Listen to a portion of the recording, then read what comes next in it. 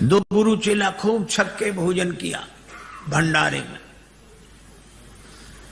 अब तोंद पर हाथ फेरते हुए गुरुजी ने कहा कि बेटा खड़ाऊ कहां रखी है देख, नीचे हम देख नहीं सकते।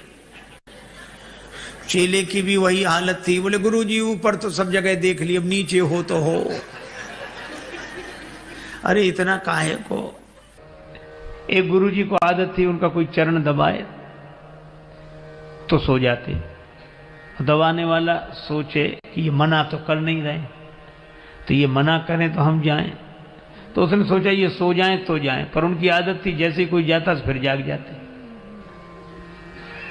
तो एक बार क्या हुआ, एक शिष्य चरण दबा रहा था उनका, तो चरण दबाया शिष्य ने तो सो गए तो बड़ी देर हो गई, तो शिष्य उठकर चल दिया। जैसे ही चला तो आंख उनकी खुल गई, तो तुरंत बोले हाँ बेटा तुम्हारे घर में और कौन कौन है? तो उसने कहा कि माता पिता और हम लोग 4 भाई हैं। अब ये सुनता कौन, तब तक और सो गए। थोड़ी देर फिर उसने शिष्य ने देखा कि अब ये सो गए तो फिर जाएं हम, तो वो जैसे ही उठकर जाता वैसे ही जाग जाते। हाँ तो कितने भाई हो? तो उसने फिर कह दिया कि 4, पर वो उत्तर सुनने के पहले ही सो जाते थे।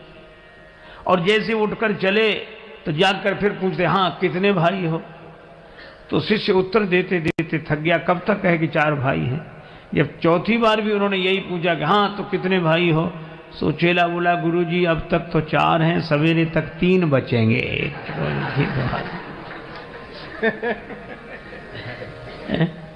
मुनिवर शयन बार बार गुरु आज्ञा, और सेवा हो तो राम जी की तरह। एक गुरु जी के पास ऐसे शिष्य, हे भगवान, नया नया चेला बनकर बैठा। अब गुरु जी छप्पर में बैठे, अंदर बाहर छप्पर, सामने मैदान। तो गुरु जी ने कहा कि बेटा वर्षा होने लगी है और गाय मैदान में बंधी हुई है, उसको बंधन से मुक्त करो ताकि वो भी छाया में आ जाए। शिष्य वहीं बैठे बैठे बोला गुरु जी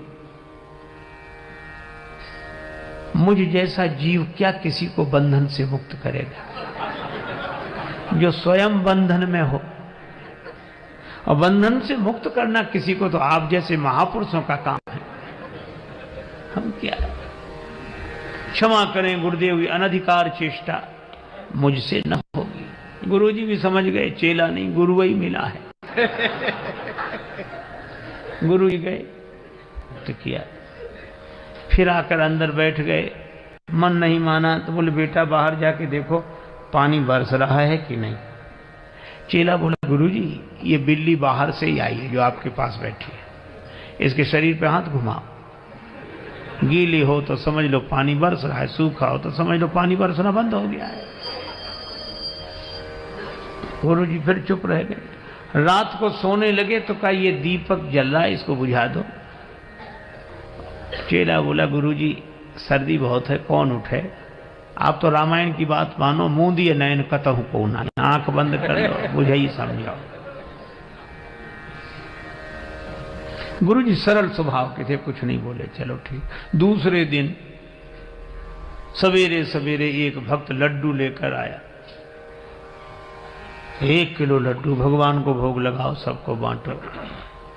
तो गुरुजी ने भगवान को भोग लगाया। उस चेले से कहा कि बेटा भगवान का प्रसाद लेगा?